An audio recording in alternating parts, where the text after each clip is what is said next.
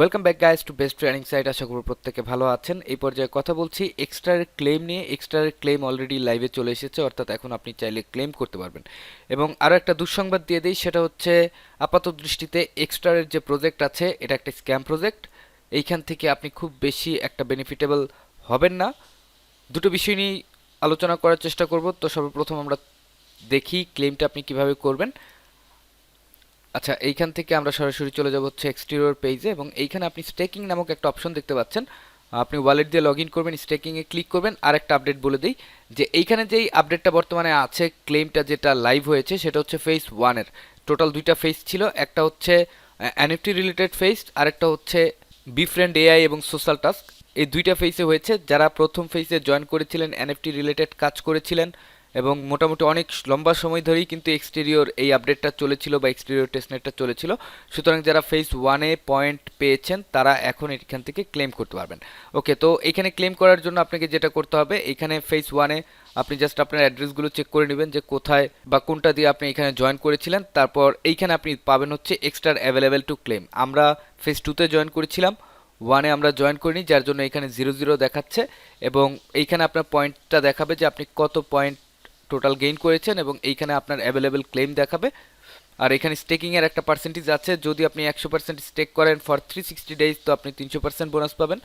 30 ডেজের জন্য 25%। আমি বলবো যে আপনার যদি অ্যামাউন্ট মোটামুটি একটু বেশি হয় তাহলে আপনি ক্লেম করে এটাকে সেল দেওয়ার জন্য প্রিপেয়ার করে রাখবেন। আদারওয়াইজ যদি অ্যামাউন্ট কম হয় তাহলে আপনি স্টেক করতেও পারেন, কিংবা আপনি চাইলে এটাকে সেল আউটও করে দিতে পারেন।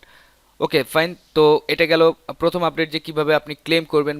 আমার এইখানে যেহেতু ফান্ড নেই, তো আমি আপনাদেরকে একটু টেলিগ্রামে নিয়ে যাচ্ছি এবং এর স্ক্যাম সম্পর্কে একটু বলে দিই।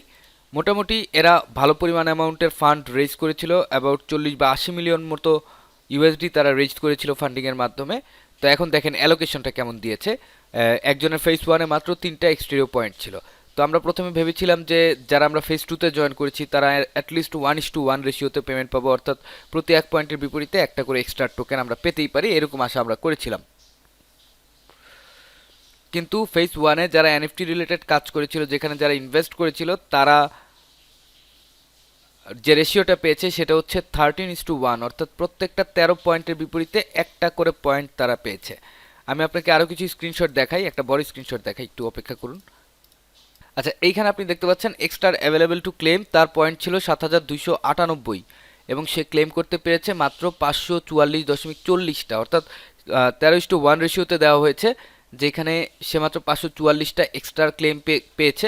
এখন 544টা আমরা যেভাবে বেস ধরেছিলাম যে $1 করে যদি হয়, যেহেতু 1 বিলিয়ন সাপ্লাই, লিমিটেড সাপ্লাই, তো $544 সে পাবে। কিন্তু এইখানে যে পয়েন্ট সে পেয়েছে ফেজ ওয়ান থেকে, এই পয়েন্টটা পেতে তার খরচ করতে হয়েছে 2টা ইথিরিয়াম, যার বর্তমান বাজার মূল্য হচ্ছে 7400 ইউএসডি। কিন্তু সেখানে সে পেয়েছে মাত্র 544টা এক্সট্রার। আচ্ছা, এক্সট্রার এই বিষয়টা নিয়ে আরেকটু কথা বলবো, আমরা এর অ্যালোকেশন নিয়ে কথা বলবো। তার আগে আমি আপনাদেরকে দেখিয়ে দিই যে কেন আমরা এটাকে বলছি স্ক্যাম। এখানে সে 2টা ইথিরিয়াম খরচ করে পেয়েছে মাত্র 544টা কয়েন। যদি তার প্রাইস $2 যায় তাহলে অ্যাবাউট $1088 মতো সে পাবে, অর্থাৎ $1100 মতো। কিন্তু তার ইনভেস্টমেন্ট ছিল অ্যাবাউট 7000 বা $7500 মতো। তো আমরা একটু চলে যাব হচ্ছে বাইবিটে। এখানে বাইবিটে তারা একটা অ্যানাউন্সমেন্ট করেছে, বাইবিট লঞ্চ পয়েন্ট 3.0, যেখানে এক্সটার অলরেডি লাইভে চলে এসেছে। ওকে, তো এখানে টিকার হচ্ছে এক্সটার, প্রাইস 1 এক্সটার টোকেন হচ্ছে মাত্র 4 সেন্ট করে। এটা হচ্ছে লঞ্চ প্যাডে, এবং ইউএসডি লটারিতে টোটাল 10,000 উইনিং টিকিট থাকবে, এবং পার উইনিং টিকেটের অ্যালোকেশন হবে 375টা এক্সট্রা টোকেন। এখন দেখেন আমি আপনাকে একটা ক্যালকুলেশন দেখাই। এখানে 375টা এক্সট্রা টোকেন যদি কেউ বাই করে 0.04 দিয়ে, তাহলে হচ্ছে $15 দিয়ে সে এটা বাই করতে পারবে।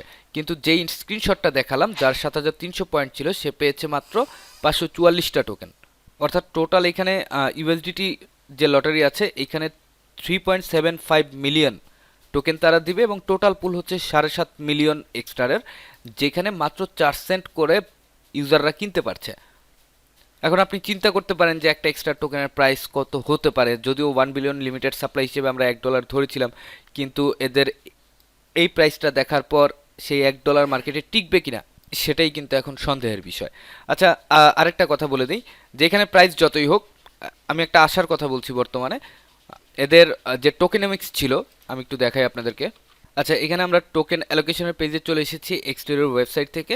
তো কমিউনিটিকে দেওয়া হচ্ছে টোটাল 28%।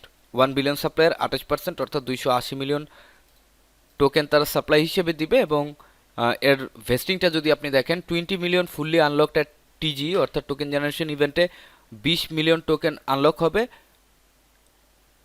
এবং এটা ইউজাররা ক্লেম করতে পারবে। বাকি যে 20 মিলিয়ন আছে সেটা হচ্ছে unlocked each at months 1, 3, 6 and 9 post TG, অর্থাৎ টিজির পর, টোকেন জেনারেশন ইভেন্টের পর 1 মাস পর, 3 মাস পর, 6 মাস পর এবং 9 মাস পরে বাকি যে 20 মিলিয়ন আছে এগুলো আনলক হবে।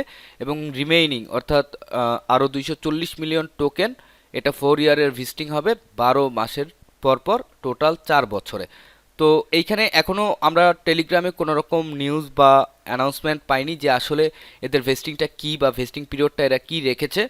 যদি ভেস্টিং এইরকম হয় তাহলে আপনি ফার্স্ট টাইম খুবই কম অ্যামাউন্ট পাবেন এবং পরবর্তী কোয়ার্টারে যদি দাম উপরে যায় তাহলে আপনি ভালো পেমেন্ট পেতে পারেন, কিংবা এরকম ভেস্টিং হলে আপনাকে দীর্ঘ সময় অপেক্ষা করতে হতে পারে এখান থেকে বেনিফিটেড হওয়ার জন্য।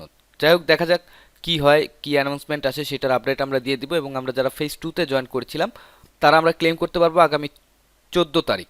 তো যারা আশায় বুক বেঁধে আছেন যে এক্সটেরিও থেকে মোটামুটি পেমেন্ট পাবেন 20, 50, $100, আপাতত আশাটা ছেড়ে দেন, কজ এক্সটেরিওর ভাবভঙ্গি খুব বেশি একটা ভালো না। এবং যখন অ্যানাউন্সমেন্টটাই এখনও ক্লিয়ার করে দেয়নি, যদি অ্যানাউন্সমেন্ট আমি যেভাবে দেখালাম এইরকমভাবে যদি লক অ্যান্ড ভেস্টিং থাকে তাহলে এদের কমিউনিটিটা মোটামুটি টিকে থাকবে, otherwise the community will be broken এবং এক্সটেরিয়রে এই এআই প্রজেক্টটা মুখ থুবড়ে পড়বে। তো দেখা হচ্ছে পরবর্তী সময়ে নতুন কোনো আপডেট নিয়ে। টিল দেন সবাই ভালো থাকবেন, সুস্থ থাকবেন এবং আমাদের সাথে থাকবেন। ধন্যবাদ সবাইকে।